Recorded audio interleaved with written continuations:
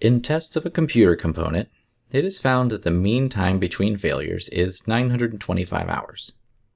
A modification is made which is supposed to increase reliability by increasing the time between failures. Tests on a sample of 43 modified components produce a mean time between failures of 980 hours with a standard deviation of 109 hours. Test the claim that on average, the modified components last longer than 925 hours between failures. Use a level of significance of 1%. What type of test will be used in this problem? Well, to identify the type of test, it's best to identify the claim. And the claim here is down toward the end. So test the claim that on average, the modified components last longer than 925 hours between failures. It's tempting to say the part up here about the original components, but we know what's happening there. We're testing what's happening with the modified ones.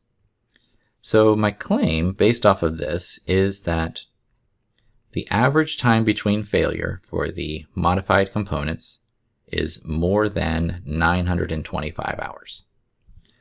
So the type of test that will be used in this problem.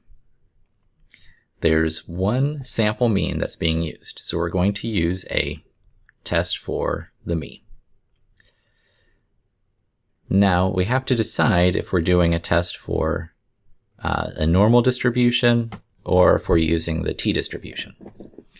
And to come up with that, we are basically deciding whether or not the population standard deviation is known or not. So here, we don't have a population standard deviation. We just have a standard deviation of a sample.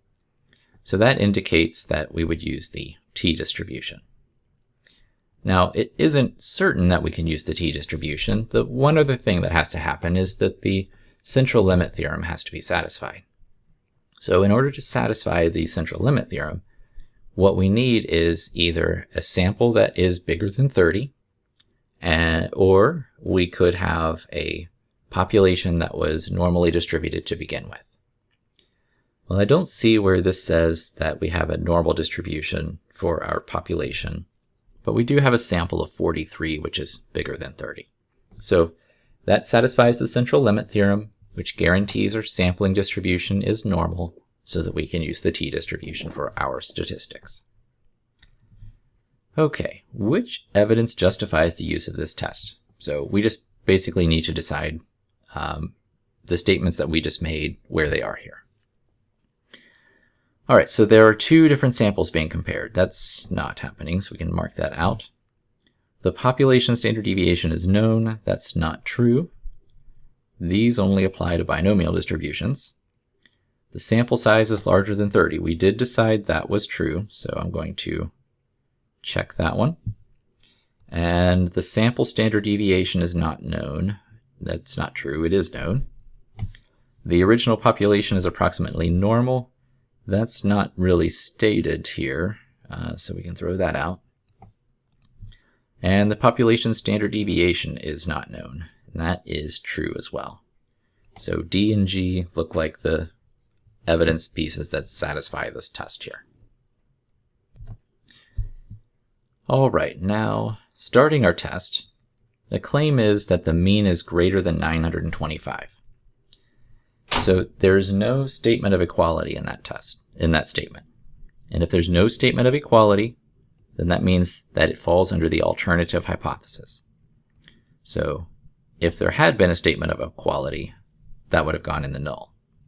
So I'm going to mark that as my claim. Now the complement to this is what goes in the null hypothesis. So the complement is mu equals 925.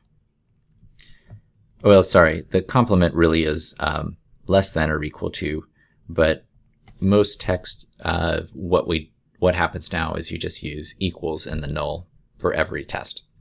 It doesn't make any difference, and you won't get the problem wrong if you do it that way. It's just a matter of convention. Is the original claim located in the null or alternative hypothesis? So the original claim here is in the alternative.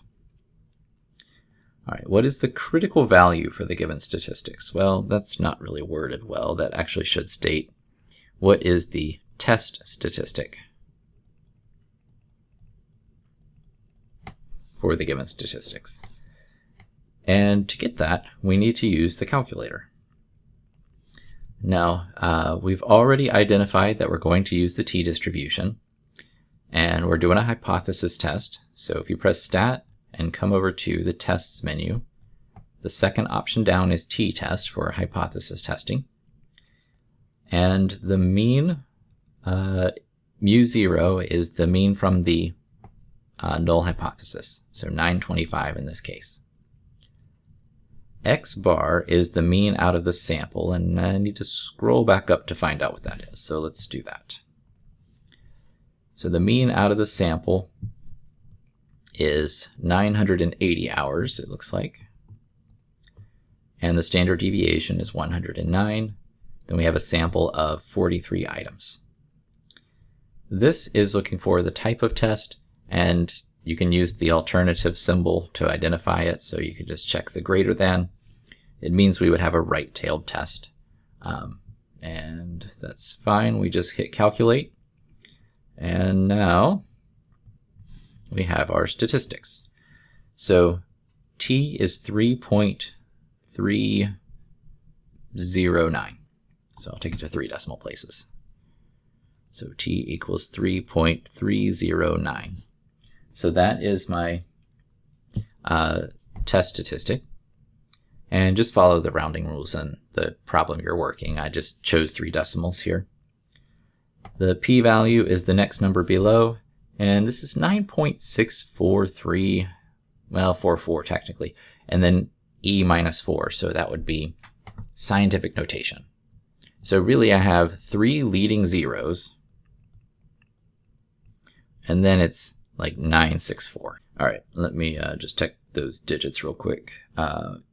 Yes, 0.964. And if I did this to 4 decimals, I could put 0.0010, it looks like. Either way, however you handle it, it's fine. Just follow what's provided in the problem. And let's see, what is the decision based on the given statistics? So the decision based on the given statistics, if we take our p-value, which is 0.0964%, we compare it to our level of significance, which was given as 1%. So 0.0964 is less than 1%. And if p is low, the null must go. So that means we are rejecting the null hypothesis. So the decision is to reject the null hypothesis. So what is the correct interpretation of the decision? Using a 1% level of significance, just restating the level of significance because you can have different results for different levels. There is sufficient evidence, so we use stronger language. When you reject the null hypothesis, you choose the stronger language of is. If you fail to reject, then you choose the weaker language of is not sufficient evidence. All right, so there is sufficient evidence to blank the claim. So we're either going to support or reject the claim. Now, it doesn't matter if we rejected the null or not. It depends on where the claim is in the hypothesis. So the claim is in the alternative. So if we reject the null, then we're sort of supporting the alternative, which just happens to be the claim as well. So we are supporting. So if your claim is in the alternative, you support it. If the claim is in the null, you're trying to reject it.